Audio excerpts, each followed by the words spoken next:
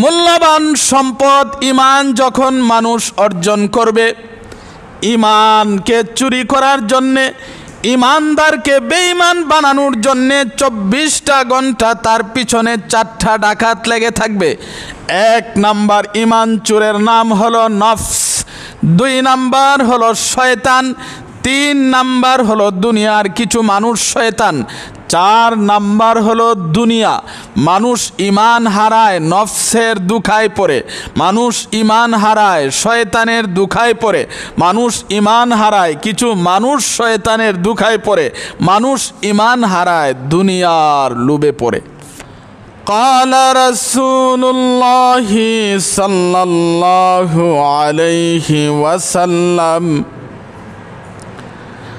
بني الإسلام على 5 شهادة أن لا إله إلا الله وأن محمدا رسول الله وإقام الصلاة وإيتاء الزكاة والحج وصوم رمضان أو كما قال عليه الصلاة والسلام। সম্মানিত মুসল্লিয়ানি কিরাম, এলাকার সর্বস্তরের মুসলমান ভাই সব, আজ জুমায় আপনাদের সামনে আলোচনা করার জন্যে বুখারী শরীফ এবং মুসলিম শরীফ থেকে একটা হাদিস আপনাদের সামনে পাঠ করেছি। একটা প্রসিদ্ধ হাদিস, ইসলামের 5টি ভিত্তির প্রথমটাই হলো ঈমান।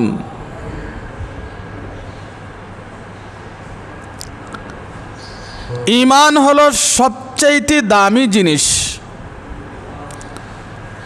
ঈমানের চাইতে দামি জিনিস আর কিছু হতে পারে না। দুনিয়াতে একটা লোকের টাকা আছে, পয়সা আছে, বাড়ি আছে, সব আছে, কিন্তু তার ভিতরে ঈমান নাই, আল্লাহর কাছে তার কোনো মূল্য নাই।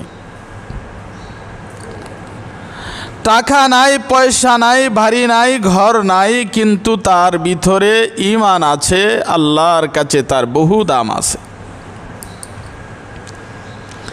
তাহলে ঈমান হলো একটা গুরুত্বপূর্ণ জিনিস।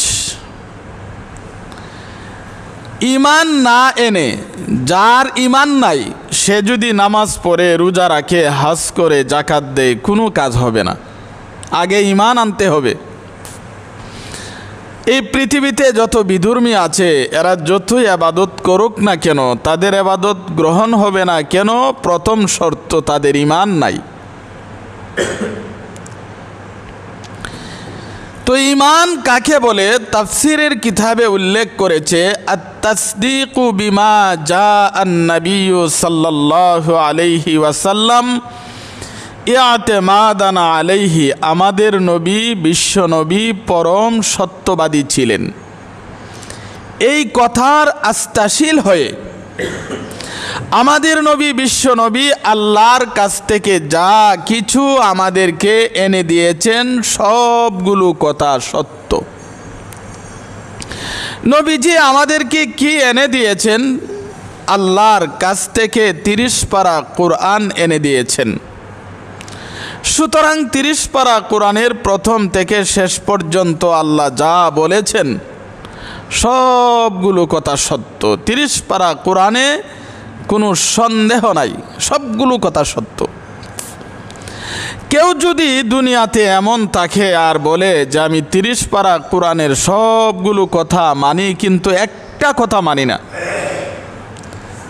কোরআনের শুধু একটা কথাও যদি কেউ অবিশ্বাস করে, নিঃসন্দেহে সে বেঈমান, ঈমানদার হতে পারবে না।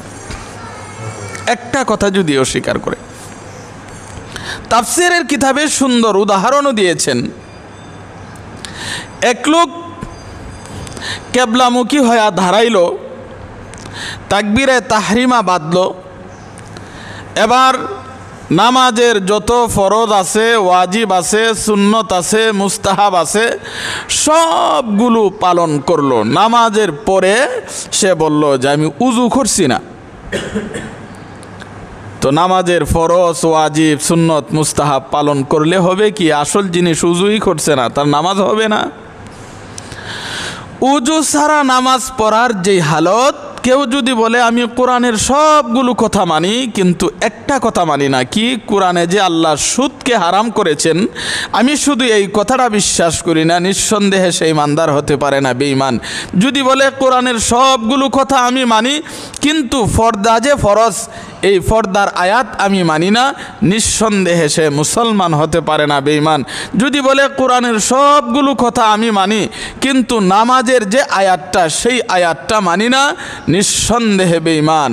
তাহলে ইমানদার তাকি বলে কোরআনে আল্লাহ যা বলছেন প্রথম থেকে শেষ পর্যন্ত, আমার বুঝে আসুক না আসুক, আল্লাহ সত্য বলেছেন।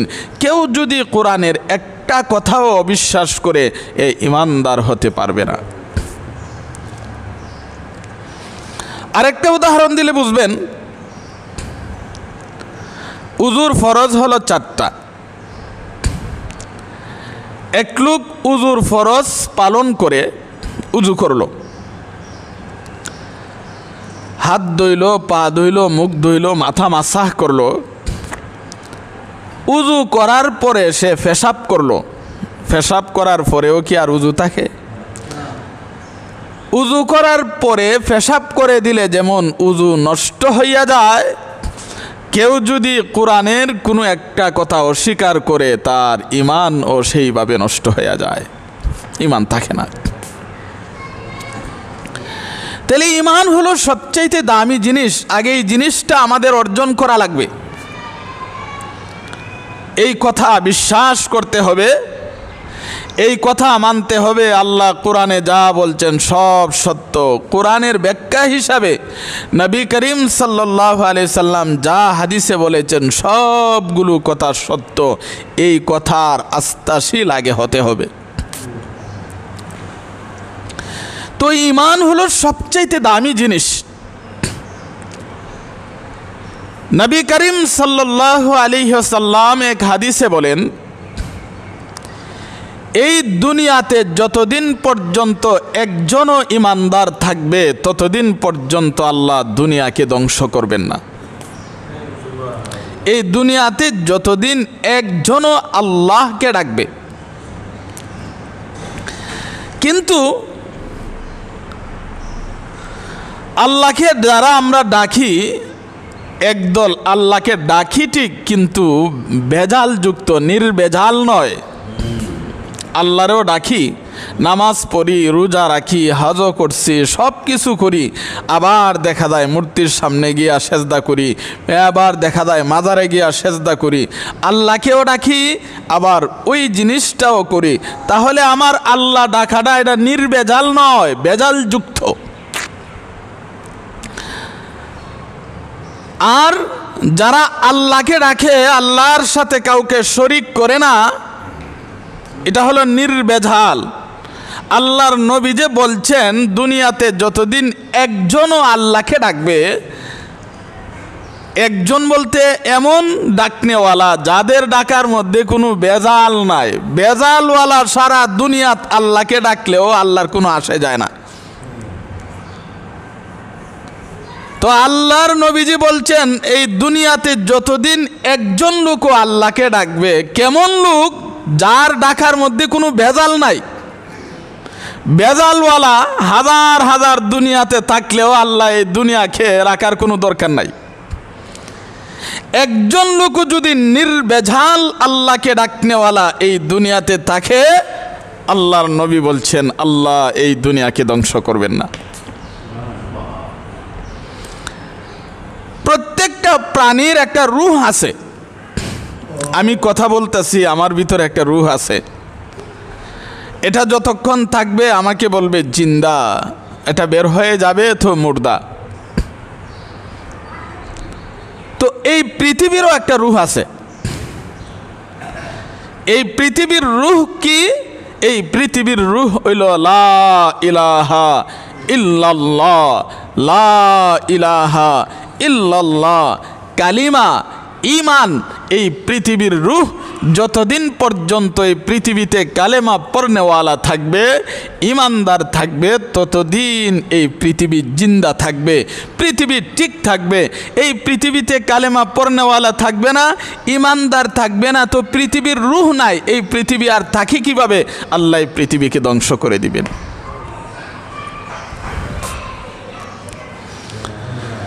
তো এক নাম্বার হলো ঈমান।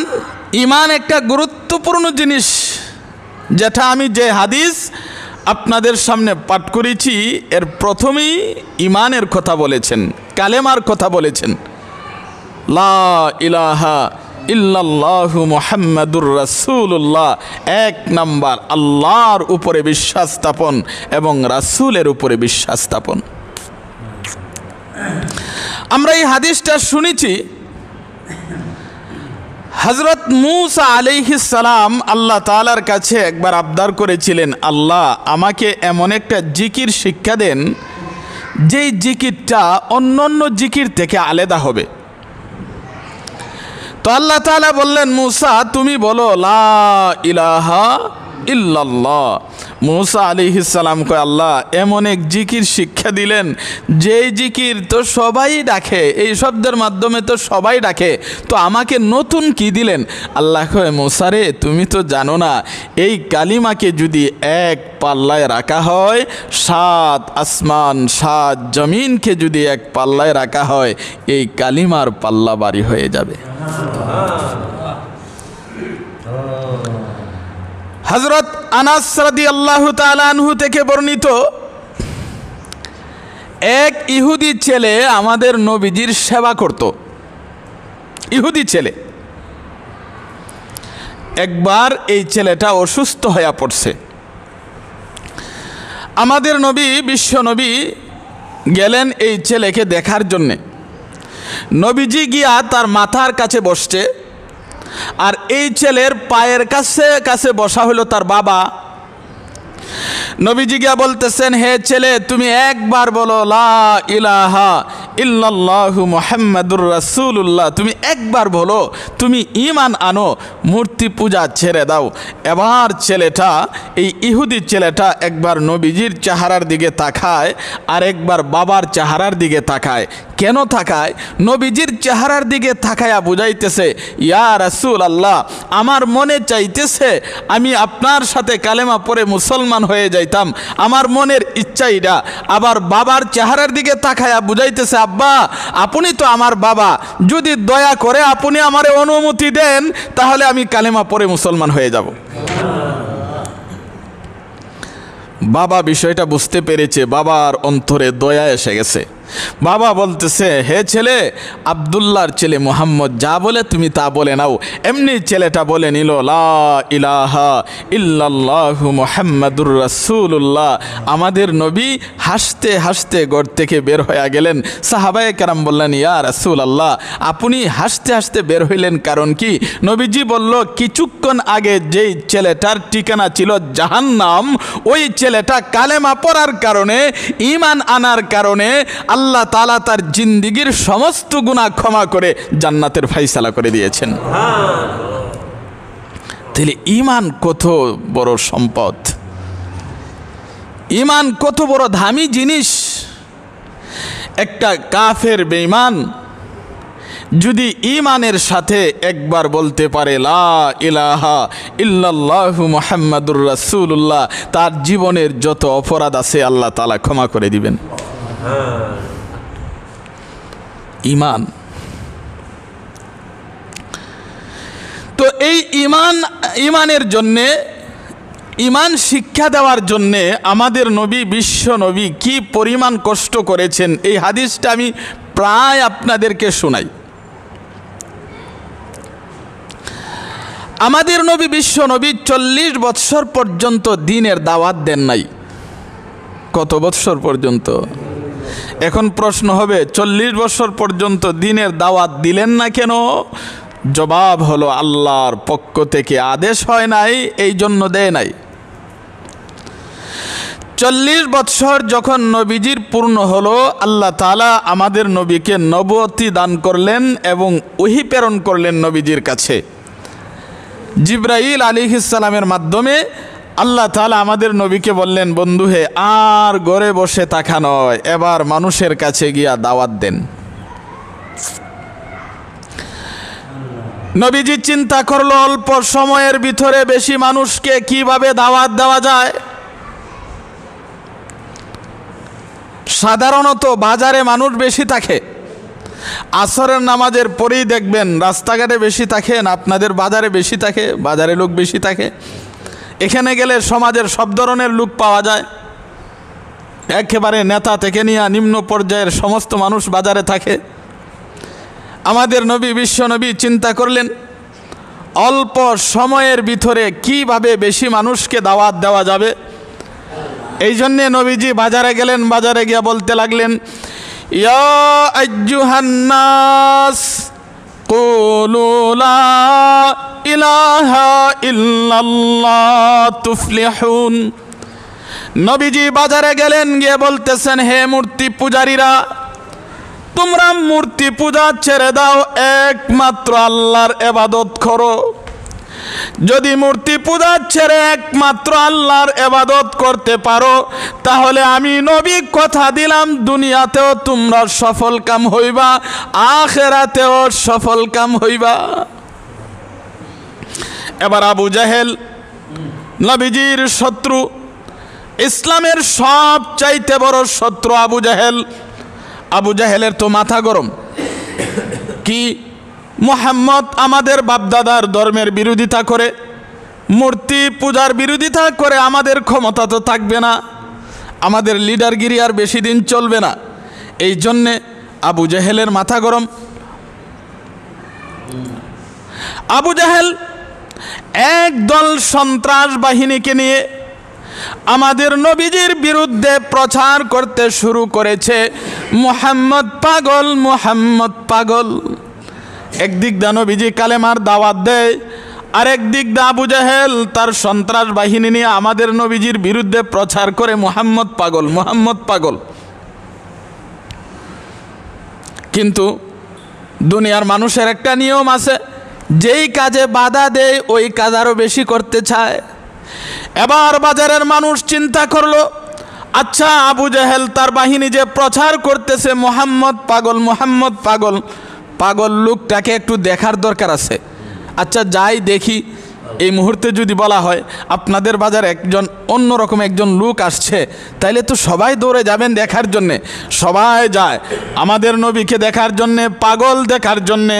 কিন্তু আমাদের নবীজির চেহারা দেখে, নবীজির আখলাক দেখে, নবীজির সুন্দর কথাবার্তা শুনে তারা বলে, না এই লোক পাগল হতে পারে না, পাগলের চেহারা এমন হতে পারে না, পাগলের কথাবার্তা এমন হতে পারে না, পাগলের আখলাক চরিত্র এমন হতে পারে না।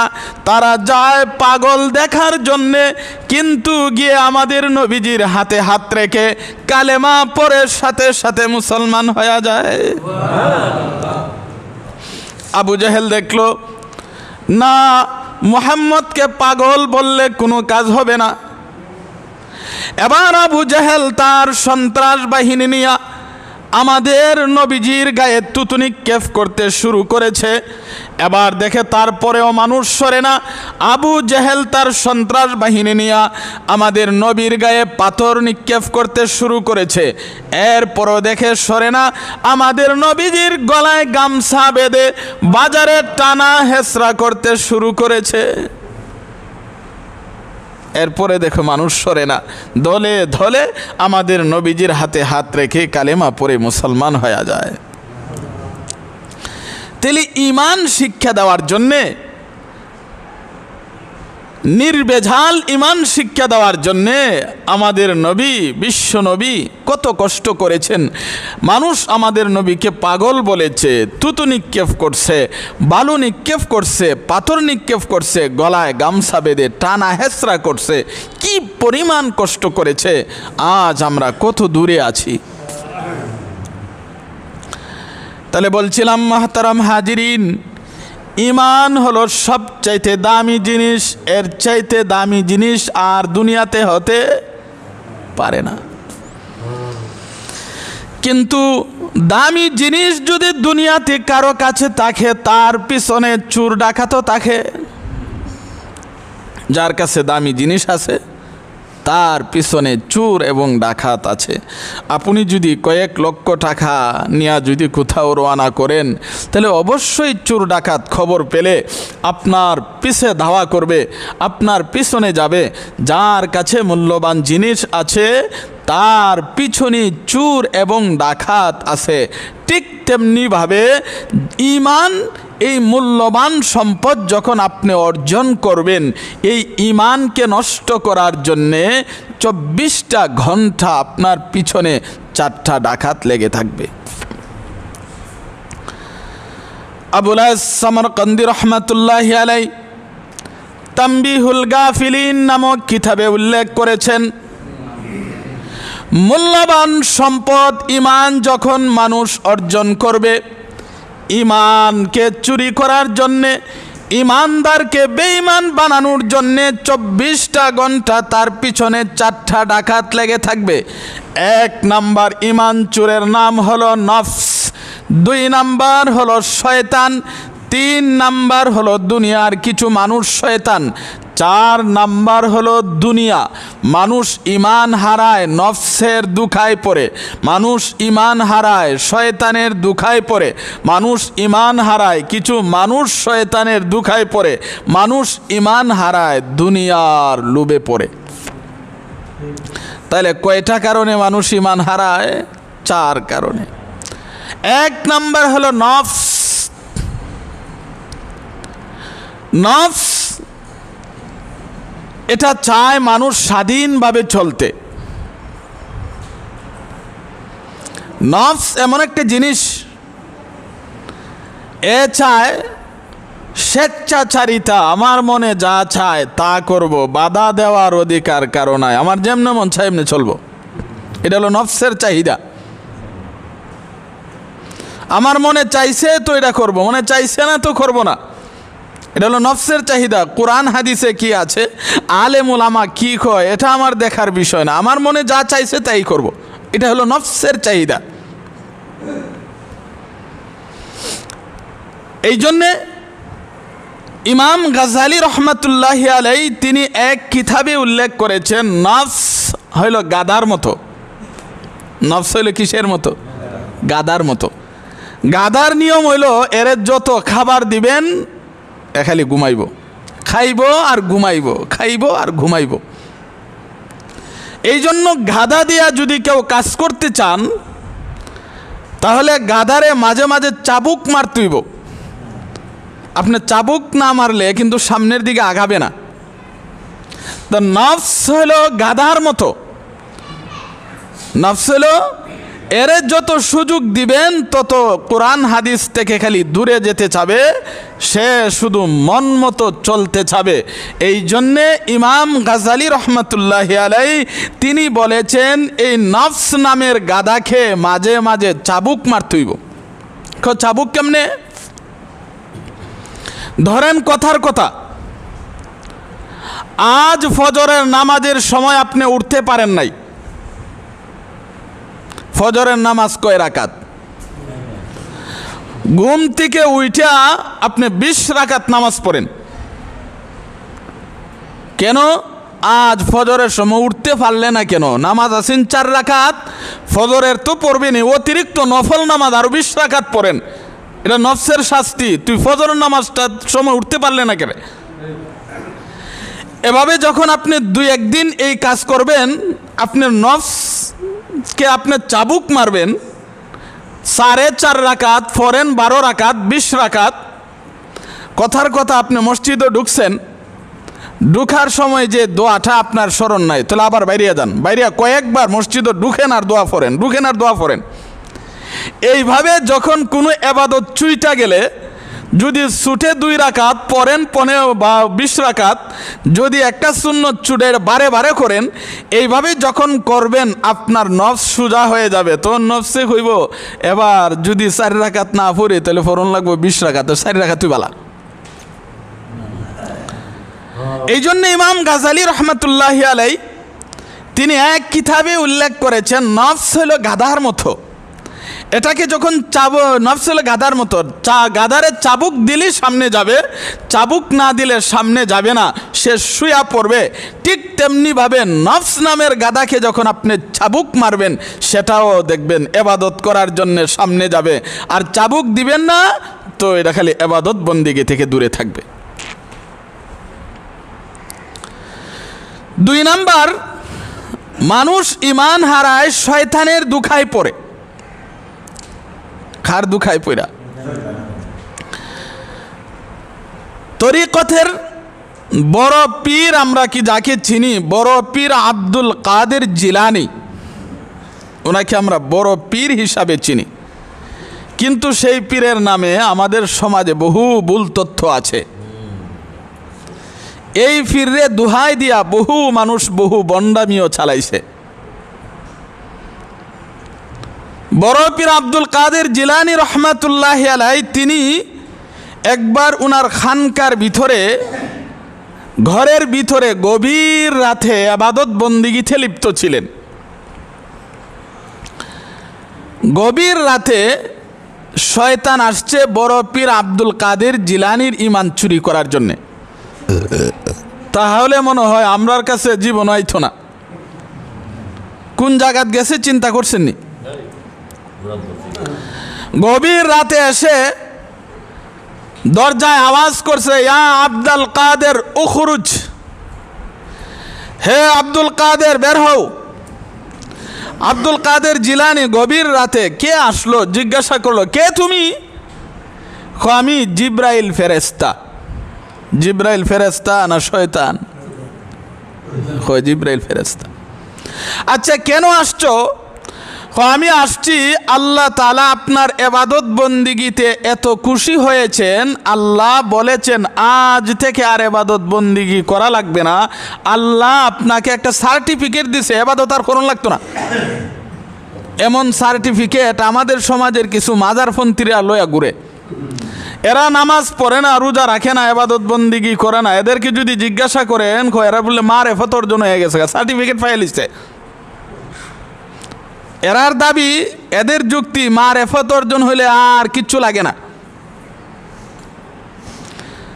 বড় পীর আব্দুল কাদের জিলানীকে বলতেছে, হুজুর আল্লাহ আপনাকে সার্টিফিকেট দিয়েছে আর বলেছেন আর ইবাদত বন্দিগি করা লাগবে না, এবং খুশি হয়ে আল্লাহ একটা সিংহাসন দিছে, পুরস্কার। বড় পীর আব্দুল কাদের জিলানী একটু ফাঁকা দিয়া তাকায় দেখে বাহিরে বিশাল বড় একটা সিংহাসন। তো তিনি ভাবলেন, এ বলতেছে জিব্রাইল ফেরেশতা। 1 নম্বর কথা হইল, কারণ তিনি তো আর সাধারণ পীর ছিলেন না। বড় পীর আব্দুল কাদের জিলানী তিনি মূর্খ পীর ছিলেন, তিনি তো অনেক বড় আলেম ছিলেন, মুহাদ্দিস ছিলেন, মুফাসসির ছিলেন, কোরআন হাদিসের গবেষক ছিলেন। এখন তো সমাজে পীর হওয়ার জন্য কোনো যোগ্যতাই লাগে না। এমনও তো পীর আছে, কোরআন বাদ দেন, হাদিস বাদ দেন, বাংলা অক্ষরও জানে না। কোরআন হাদিস ছাড়া পীর হয় কেমনে?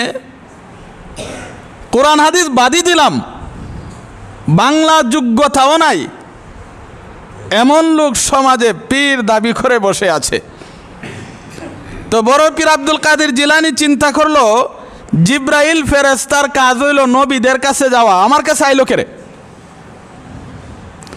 2 নাম্বার, সে বলতেছে আল্লাহ নাকি আমারে সার্টিফিকেট দিয়েছে আজ থেকে আর ইবাদত বন্দিগি করতে হবে না। আমি কি নবীর চাইতেও বেশি ইবাদত করেছি? নবী তো এমন সার্টিফিকেট পাইছে না। আমি কি সাহাবায়ে কেরামের চাইতেও বেশি ইবাদত করেছি? কোনো সাহাবী তো এমন সার্টিফিকেট পাইল না। এত বড় সার্টিফিকেট আমারই দিয়া দিল, কোনো নবী পাইল না, কোনো সাহাবী পাইল না। এর আর কি মারেফত অর্জন হইল না? আমারও শুধু মারেফত অর্জন হয়ে গেছে। আসলতে জিব্রাইল ফেরেশতা না, এত শয়তান আসছে আমার ঈমান চুরি করার জন্যে। এমনি বড় পীর আব্দুল কাদের জিলানী তিনি বলেন, লা হাওলা ওয়ালা কুওয়াতা ইল্লা বিল্লাহ। যেই মাত্র এই কথাটা বলছে, এখন সিংহাসন লয়া সার্টিফিকেট লয়া দাগা। কেউ সার্টিফিকেট দিয়া দাও, হুজুর আমি তো আসলে জিব্রাইল ফেরেশতা না, আমি তো শয়তান, আসছিলাম আপনার ঈমান নষ্ট করার জন্যে, কিন্তু আপনার ভিতরে এলেম থাকার কারণে আপনার এলেমে আপনার বাঁচাইলিছে। বড় পীর আব্দুল কাদের জিলানী রহমতুল্লাহ আলাইহি আবার চিন্তা করলেন, আমার এলেমে আমার বাঁচাইব কেমনে? আমার এলেমের তো কোনো যোগ্যতা নাই। রিজিক দেওয়ার মালিক আল্লাহ, জিন্দা রাখার মালিক আল্লাহ, মারার মালিক আল্লাহ। আমাদের তো সেই ইয়াকিন বিশ্বাসও নাই। আমরা তো মনে করি বাবা আমারে বাঁচায়, বাবা আমাকে হায়াত দেয়, বাবা আমাকে মৃত্যু দেয়, বাবা আমাকে রিজিক দেয়, বাবা আমারে সুস্থ করে। কিন্তু এই কথাটা আমি সমাজের মানুষকে বুঝাইতে পারি না। বাবা যদি আমারে সুস্থ করে, বাবা অসুস্থ হয় কেরে? আচ্ছা, আল্লাহ অসুস্থ হয়নি, কিন্তু আল্লাহ আমারে সুস্থ করে। তুমি এত বড় বেয়াকুফ, তোমার মুরিদানরে তুমি সুস্থ করো আর তুমি সারিত ফইরা থাকো। রিজিক দেয় কে? আল্লাহ। আল্লাহ কোনোদিন খায় নেই। যিনি রিজিক দেন তার খাওয়ার দরকার নাই।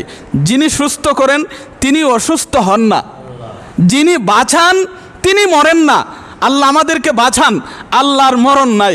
কিন্তু তুমি অত বড় পীর হইয়া তুমি এতগুলো মুরিদানরে তুমি বাঁচাও, তুমি নিজে মরো কেরে? এই কথাটাও সমাজের মানুষ বুঝে না। তাহলে পীরের কাছে কোনো ক্ষমতা নাই, সব ক্ষমতা হইল। এবার বড় পীর আব্দুল কাদের জিলানী রহমতুল্লাহ আলাইহি তিনি চিন্তা করলো, আমার এলেমে তো আমারে বাঁচাইতে পারে না, বাঁচানোর ক্ষমতা হইল আল্লাহর। এমনি তিনি শয়তানকে ডাক দিয়া বলতেছে, হে শয়তান তুই শুন, আমার এলেমে আমারে বাঁচাইছে না, আমার আল্লাহ তোর চক্রান্ত থেকে বাঁচাইছে। তো ইমাম গাজালি রহমতুল্লাহ আলাইহি তিনি বলেন, শয়তান হইল কুকুরের মতো, আর নফসকে বলছে গাধার মতো। নফস হলো গাধার মতো, এর চাবুক দেওয়ান লাগবো। আর শয়তান হলো কুকুরের মতো। শয়তান কি এর মতো?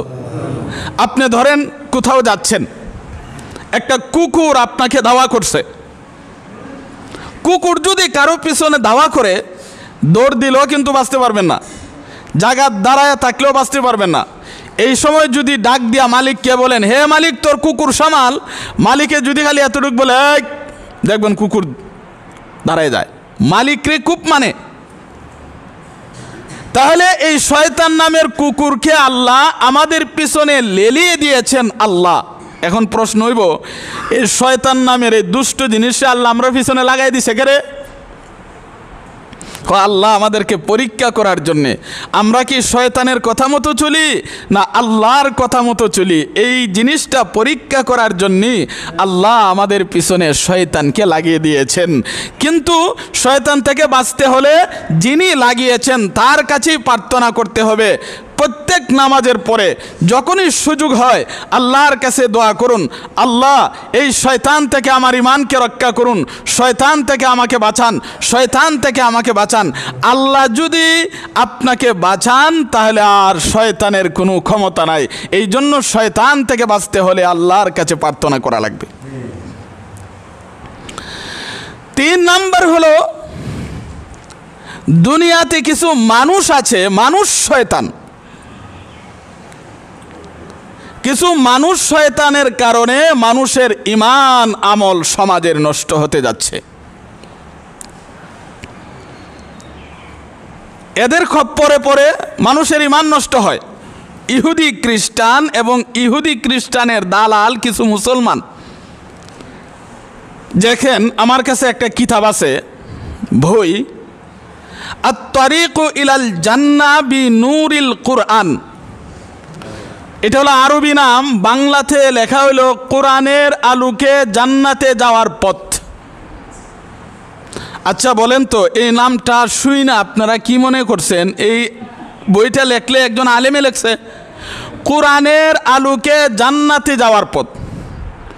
এই বইটা আপনার কাছে আসলে আপনি নিশ্চিত মনে করবেন একজন আলেমে লেখছে, এই বইটা পড়লে জান্নাতে যাওয়া যাবে, কোরআনের আলোকে জান্নাতে যাওয়ার পথ। অথচ এই বইটা কোনো আলেমে লেখে নাই, খ্রিস্টানরা লেখছে। আমার কাছে আছে বইটা, লেখছে কেডা? খ্রিস্টানরা। কেন লেখছে? মানুষের ঈমানকে চুরি করার জন্য। তাহলে শয়তান যেমন মানুষের ঈমান চুরি করে, মানুষও মানুষের ঈমান চুরি করে। এই খ্রিস্টান, ইহুদি খ্রিস্টান, এরা হইল ঈমান চুর। আর ইহুদি খ্রিস্টানের দালাল আছে কিছু। ইহুদি খ্রিস্টানের দালাল যেমন গোলাম আহমদ কাদিয়ানি, এ দালাল ছিল ইংরেজদের। বেদাতীদের আহমদ রেজা খা ইংরেজদের দালাল ছিল। লা মাযহাবী একটা দল আছে, এদের প্রধান ইংরেজদের দালাল। এমন বহু দালাল আছে, এই সকল দালালদের কারণে মানুষের ঈমান আমল নষ্ট হতে যাচ্ছে। তাহলে এই বইটা লেখছে খ্রিস্টানে, এটার ভিতরে কি লেখছে? এই বইয়ের ভিতরে লেখছে এমন জিনিস লেখছে যেটা বিশ্বাস করলে জান্নাতে যাবে দূরের কথা, জান্নাতের ঘ্রাণও পাইতো না। লেখছে পৃথিবীতে যত ধর্ম আছে, খ্রিস্টান ধর্ম শ্রেষ্ঠ ধর্ম, ইসলাম ধর্ম শ্রেষ্ঠ ধর্ম নয়। অথচ আল্লাহ পৃথিবীতে যত ধর্ম দিয়েছেন এর মধ্যে শ্রেষ্ঠ ধর্ম হলো ইসলাম ধর্ম। এই বইয়ের ভিতরে লেখছে ঈসা নবী শ্রেষ্ঠ নবী, মুহাম্মদ শ্রেষ্ঠ নবী নয়। অথচ শ্রেষ্ঠ নবী কে? আমাদের নবী হলেন শ্রেষ্ঠ নবী, আমাদের নবী হলেন শ্রেষ্ঠ নবী। এ বিষয়ে কয়েক জুমা আগেও আলোচনা করেছি। নবী বলেন আনা খাতামুন নাবিয়্যিন লা নাবিয়্যা বাদি। নবী বলেন আমি হইলাম সর্বশেষ নবী, আমার পরে আর কেউ নবী হবে না। কেউ যদি কিয়ামত পর্যন্ত নবী দাবি করে, নবী নয়, সে দাজ্জাল।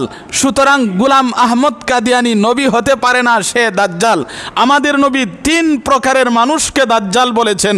নবী বলছেন কিয়ামতের পূর্বে যে খানা দাজ্জাল আসবে সে হলো 1 নাম্বার ক্ষুদা দাবিদার দাজ্জাল, 2 নাম্বার যারা নবী দাবি করবে এরা হইল দাজ্জাল, 3 নাম্বার নবী বলছেন ধর্মের নামে নতুন নতুন ধর্ম যারা আবিষ্কার করবে, ধর্মের নামে যারা বেদাত আবিষ্কার করবে এদেরকে নবী দাজ্জাল বলেছেন।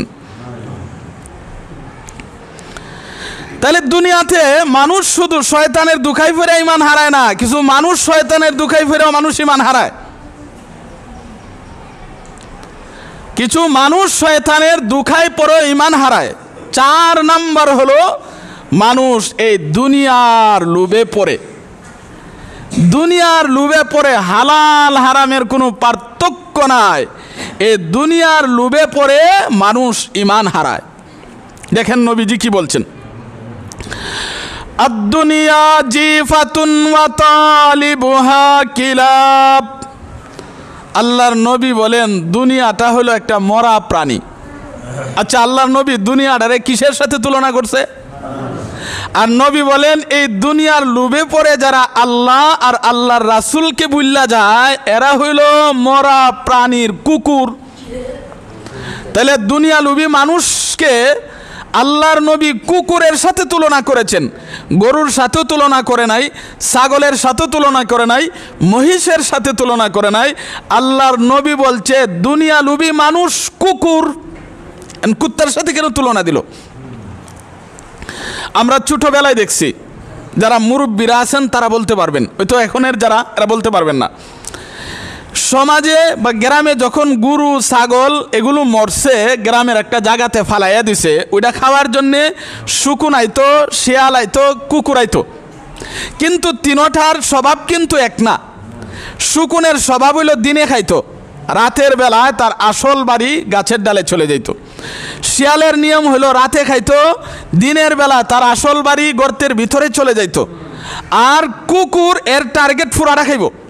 এই জন্য কুকুর মালিকের কথার স্মরণ নাই। মালিকের যত আদরই করুক, সারা বৎসর তারে এত আদর করলো, এত কিছু খাওয়াইলো, যখন মরা গরু দেখছে কিসের মালিক আর কিসের বাড়ি কোনো স্মরণ নাই।